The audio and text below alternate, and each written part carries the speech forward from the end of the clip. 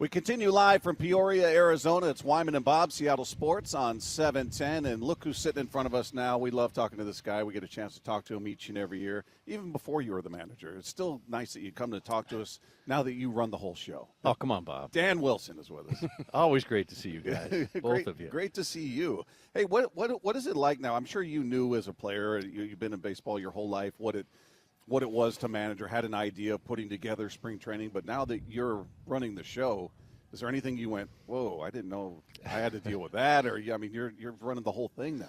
Yeah, it's a great question, and most days I'm kind of walking through a day, and there's something that I wouldn't have anticipated, or something that I wouldn't have thought about before. So every day there's something new to it, but I think there is a lot behind the scenes that you don't realize as a player, as somebody that's been a part of it before. But that's where you really have to lean on your staff and the people that help you, and the guys that we have here, the staff, do such a tremendous job of it. And Lou Boyd, who's kind of a first year in the big leagues guy, but has done it in the minor league side for a long time, has done a great job, setting the schedules every day and making sure everybody's where they need to be. And it's a big task, but that's just one example of this incredible staff that we have on all aspects of this, of the group, and couldn't do it without them. I would think your answer would have been media by far. He's always done media that. stuff. He's always been great with that. Did you ever, when you were a player, think, was that a goal for you at the time, or were you thinking, I'm going to stay in as long as I can? And did you ever think you would be a big league manager? That's a good question. I as a player, I wanted to play as long as I felt like I could contribute and be a contributing member of the team. And then as you get out of it, you stay around the game because it's part of you. It's a big part of you and a big part of what your life has been. And for me, being able to do a little broadcasting and stick around in player development has been great. But as a player, I don't know that I ever thought about managing. It came up a couple of times. People said you should try it, but as a player, you just don't realize where things are going to be. And lo and behold, in August, it happened, and grateful for the opportunity, and grateful for the way the guys have responded, the staff has responded, and we're really looking forward to getting back north here in a couple of weeks and being ready to start the season, because I think our guys are really putting the work in, and they're getting to the point where we're getting ready for what we need to get ready for here at the end of March. Are there things that you went through with Lou or other managers you played for where you think, man, I want to do that, I want to bring that element into this clubhouse, but maybe today's player doesn't respond the way you guys did? Yeah, I think there's a lot of things that you take away, from different managers. I had Tony Perez in Cincinnati, and his big thing was fighting to the end. Playing hard all the way through 9 innings, and that's something that this team has done as well. Especially down that stretch last year, backs against the wall. These guys fought so often and all the way through a ball game. So that was a big thing. Bob Melvin was a manager I had here in Seattle, and his big thing was communication and having a good dialogue with players and helping them understand thinking and try to bring that as much as possible. And then of course Lou, who's the guy that I had here the longest in Seattle. He really impressed upon us the importance of today's game, and that nothing really matters until 7 o'clock that night, and that's the only thing that matters. And I think our guys really, have a great understanding of that. And at 7 o'clock, it's time to go to battle. And I think that to me is really the core and the nucleus of what this team is about. Is that at 7 o'clock, we're gonna go out, we're gonna compete, we're gonna battle, and we're gonna play hard all the way through 9 innings. Hey Dan, we were talking about like the traject machine. One time I interviewed one of the guys that videos all the Seahawk games, and he was saying there's almost too much information now because you can pull up every single play at the just swipe, and is there do you have to kind of limit that a little bit and kind of figure out like what, because there's so much information. You got to kind of narrow it down a little bit. Yeah, absolutely. I think, just like we're all different people. Everybody wants something that's maybe a little bit different, and I think a lot of times some guys will position players especially will kind of lean toward more mechanical things that they want to look at in terms of their swing and whatnot. You'll have guys that want to look at more tendencies of the pitchers on the other side. Like, there's just a lot of different things that guys will look for. And so I think it's important for a player to understand what it is that he wants and what helps him get into the right mindset to take the field. And information is definitely can be a big boost of that. It can also be a hindrance, like you mentioned. Like, you get too much in there, you get paralyzed, paralysis by analysis, and you're not free to go out and play.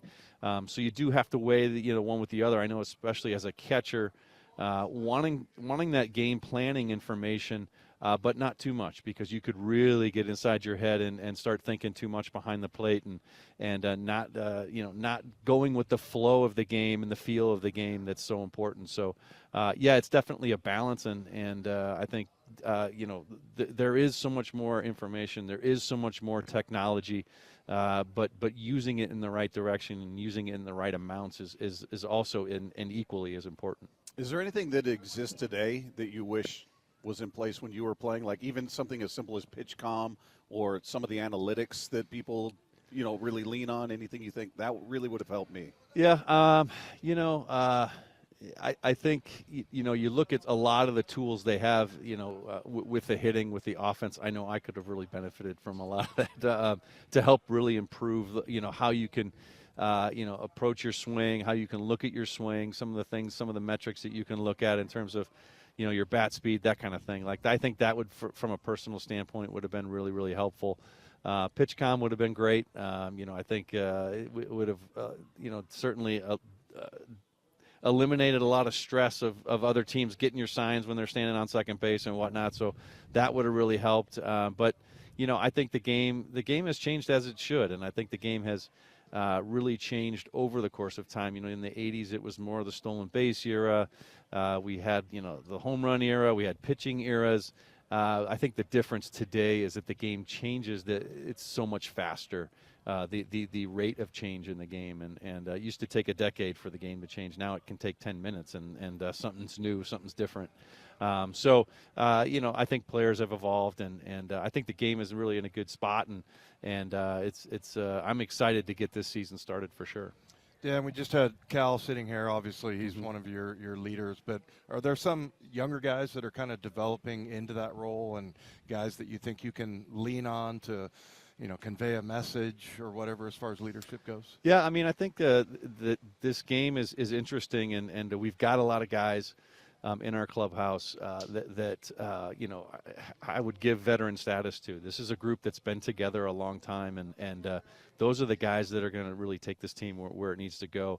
But at the same time, as you mentioned, there's a lot of young players in our organization that, position player-wise, are very talented players, and these guys are kind of the sort of future down the road kind of guys that will be kind of the leaders as it goes on, and we've gotten a chance to see some of those guys here in spring training, and I think it bodes well for the future of the organization, but the guys in that clubhouse right now, the guys that have been together for a while, that's where the leadership is, and that's where it's going to come from for sure. You were here last year in spring training, obviously not as the manager, but you were around it and the vibe and everything. And now you're the manager this year. How different does it feel different to you? Is there more optimism? Is it more relaxed? How compare the two? Yeah, good question. Hard to say. I think, spring training in and of itself is a little bit more relaxed. It's a little bit more laid back. But as you get closer to the beginning of the season, you get down to that last week, I think things, start to really tighten up, that last 10 days. Where you're starting to make the fine-tuning, the finer adjustments to get ready for the season, and then you get into the season. So I think it feels very similar, probably in a lot of ways to the way it's been, and I think that bodes well for our guys. I think you want them going into the season confident and loose and ready to fight, and I think that's where we're getting with these guys as we get closer. What have been the characteristics of some of the teams that start fast, and how important is that to you to get going early on? Yeah, I mean, I think we want to start off on the right foot. I'm looking at it more as, this is a team, our offensive approach, our offensive philosophy really is middle of the field, put pressure on the defense and make things happen. And I think that's a consistent brand of baseball that helps you start the season and go through, to the end of the season in a very consistent way. And I think that's sort of the goal. So, yeah, I mean, obviously we want to start out on the right foot. I don't know that fast is the great way to look at it, but we just want to play a consistent brand of baseball from beginning to end. And I think if we do that, we're going to be in a really good spot. And we got the talent.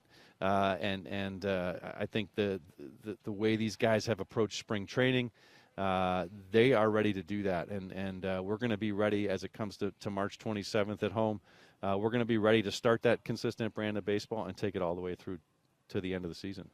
Does missing the playoffs by one game help crystallize your message of 162, where maybe maybe it doesn't have the same impact if you miss it by 10 or something? When you look at one game, you could go through the schedule and go, well, if we change this here, does it help enforce your message of every night matters? Yeah, I mean, I think we've been talking about it a lot here in spring training, and it's been an emphasis for us down here, and that is just that little things matter. And when you're a team like the Mariners that has been so close over the last 3-4 years and has missed out by 1 or 2 games, an extra run here can make the difference in a season, really. And so our concentration has been on the little things, because the little things do make a big difference at the end of the day. And we play a lot of one-run games. We play a lot of games where they're won sort of in that 6 through 9 inning span of the game.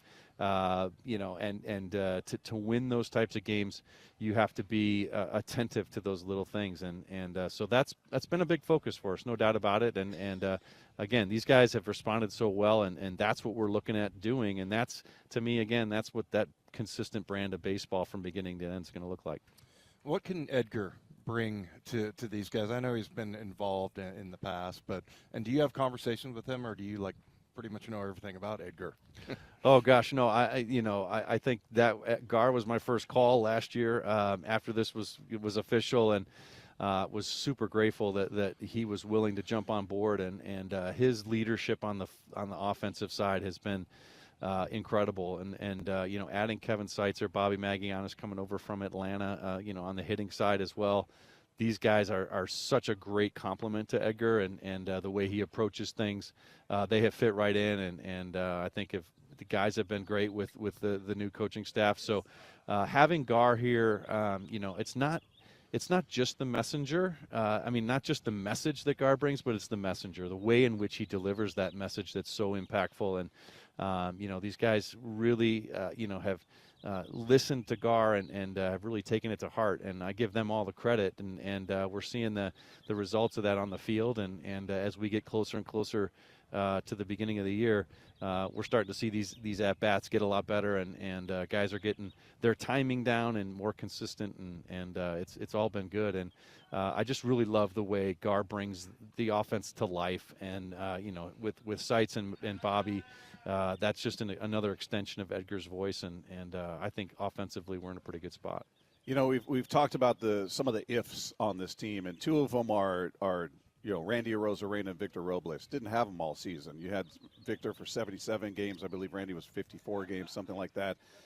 Now you look at him a full season, and one of the things we were talking about with Victor in particular is he was unreal in those 77 games, and we're going, is it fair to hold him to those? Almost a 400 on base, well over 330 stolen bases, and caught once. What do you think's a realistic expectation for a guy like that? Well, I think with Victor and Randy, you mentioned also, I think just what they bring as players to our club is awesome. It's the energy they bring. You look at our outfield with Julio and Victor and Randy, a really dynamic outfield.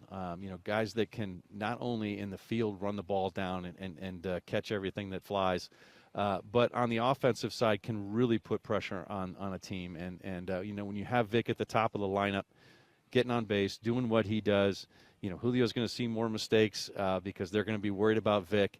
Randy's going to see more mistakes. It just plays so well into our hands offensively. So in terms of specific numbers, I don't know, but I think when you look at the complete package that it all brings together for us offensively, I think that's what is important, and I'm really excited about what these three guys bring to our offense. Was there any one player that was a pleasant surprise that you think took a big jump in the offseason? I think the one thing that has really stuck out to us, especially early on in camp, is how much work all these guys to a man has put in the offseason. Oftentimes you come down to spring training and there's a couple of guys that maybe are lagging a little bit in terms of what they did in the offseason, but not one guy were we thinking that about this year. And I think we have seen guys that have come to camp ready to go, not only physically but mentally ready to go, and that's been awesome to see. I think the one guy maybe in the bullpen that's jumped out a little bit has been Gabe Spire. He's a guy that's really thrown the ball well down here, and that's been good to see. I think we saw last year Bryce Miller make a big step on the pitching side in the starting role, growing and maturing into what he's done. So, everybody's getting better, and that's what you want in a clubhouse is guys who are looking to get better, and all our guys have over the course of the couple of years, and especially this offseason, they've put the work in. They've come to spring training physically, mentally ready to go, and we're all getting really now it's a matter of kind of turning that focus into March 27th and getting the season started. You feel like this is a better team than last year?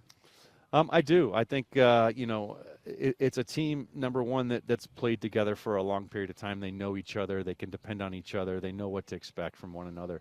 There's not a lot of getting to know people and that kind of dynamic. They all know each other. The pieces that we've added, Donovan Solano has been big for us, a guy that brings a lot of experience, a lot of leadership in the clubhouse, a guy that's been around the game for a long period of time, has seen a lot.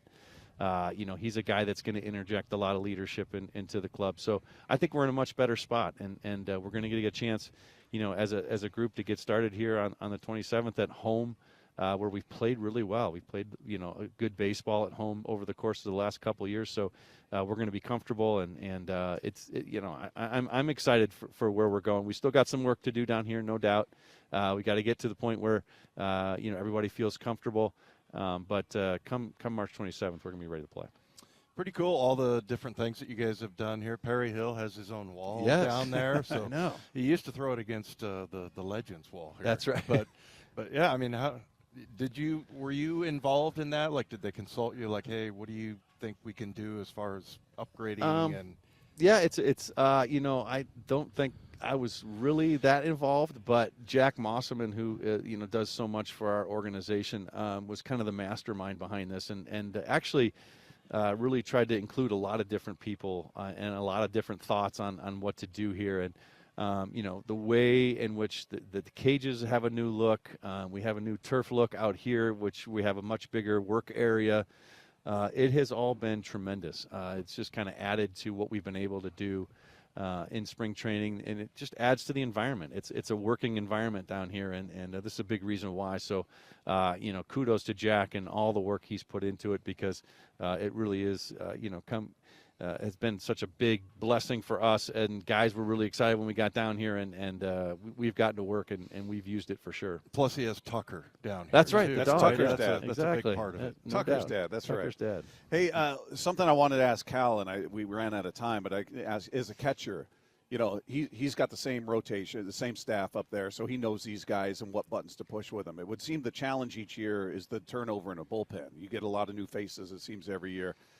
How long does it take? Like, how challenging is it to know, all right, here's the new guy. I don't know what the right word is to say to get him back on track in a tough situation, or just knowing the right way to deal with each individual personality in a bullpen that seems to change a lot. Yeah, it's a great point, and that is something that spring training is really good for. You get to know these guys on a different level.